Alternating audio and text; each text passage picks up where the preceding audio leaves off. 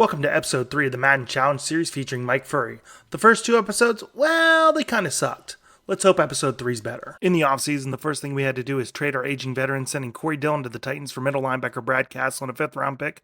We sent Rodney Harrison, Barry, and a 4th round pick to the Bengals for Delta O'Neal and Stacey Andrews. And finally, we sent Ty Law to the Steelers for Troy Polamalu, a 3rd round pick, and a 5th round pick. We franchise tagged Deion Branch, more on that later, and re-signed veterans Joe Andruzzi, Teddy Bruschi, Adam Vinatieri, and backup quarterback Rohan Davey. We eventually traded Deion Branch, a 7th round pick and a 6th round pick to the Seattle Seahawks for a 2nd round pick, a 4th round pick, and a 5th round pick. And then unexpectedly during the draft, 2 of the guys that we really wanted were sitting there at our pick. So we traded for the 19th pick from the Dolphins and sent Teddy Bruschi, a 2nd round pick, and a 3rd round pick. I thought we hit the draft out of the park, first drafting middle linebacker Channing Crowder at 78 overall, then halfback Reggie Bush at 83, a steal with Thomas Davis at 86, left guard Calvin Chiazon at 76, defensive tackle C.J. Mosley at 77, middle linebacker Ryan Wallace at 76, cornerback Yohan Petit at 75, outside linebacker Roger McIntosh at 75, and then tight end Troy Bieneman at 77.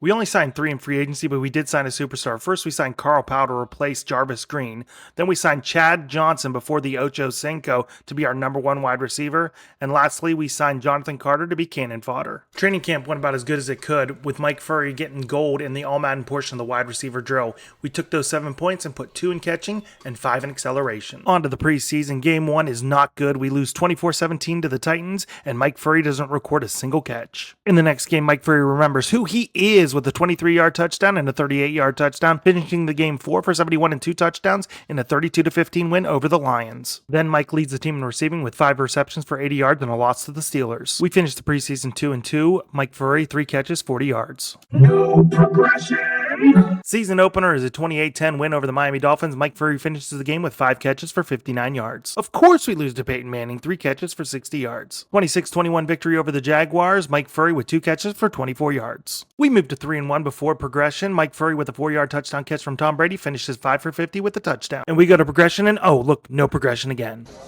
What the hey? After 5 weeks, Mike has 15 receptions for 193 yards and a touchdown. A 17-10 win over the Jets coming out of our bye week. Mike Furrey has 3 catches for 37 yards. A 1-point loss to the Bills, but Mike Furrey has a 4-yard touchdown catch from Tom Brady and finishes the game with 4 catches for 61 yards and a touchdown. 26-13 win over the Bears, but Mike Furrey doesn't have any catches, and why is that? Because he got hurt during the game. Another win, and Mike Furrey only has 2 catches for 13 yards in this one. Sitting at 7-2, and Mike Furrey goes 4 for 34. Hooray! We finally beat the Bills. Mike Furrey has 4 catches for 23 yards. I'm gonna lose my ever-loving mind as he doesn't progress again. After 11 weeks, Mike Furrey has 32 catches for 361 yards and 2 touchdowns. We keep rolling with a 31-7 victory over the Texans. Mike Furrey has 3 catches for 49 yards. In a 20-16 victory over the Chargers, Mike Furrey catches a 52-yard bomb and leads the team with 7 catches for 93 yards and a touchdown. Guys, we're 11-2. Oh my God! Okay, it's happening. Everybody stay calm. What's the procedure, everyone? What's the procedure? Stay calm. Mike Furrey 3 for 26 and a touchdown in this win. Mike Furrey leads the team in receiving with 5 catches for 83 yards in a 6-point loss to Cleveland. Another loss and no catches this time? Something's got to be going on. Oh, yeah, Polamalu's hurt. Last game of the season, bye week on the line, and we get destroyed by the Vikings. Mike Furrey does catch a 17-yard touchdown pass from Tom Brady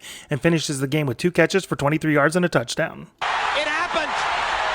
It happened! Mike Furrey actually goes up 1 in overall during progression. On the season, he finishes with 52 catches for 635 yards and 5 touchdowns, really improving his average yards a catch. Limping into wildcard weekend, expectations are not high. But we get past the Chiefs with a 26-10 victory. Mike Furrey has 1 catch for 2 yards. I'm not going to lie, I expect to get by the Bengals, and we do with a 16-10 victory. Mike Furrey has 9 catches for 49 yards. We make it to the AFC Championship, but it had to be the frickin' Colts. But we win, 21-17.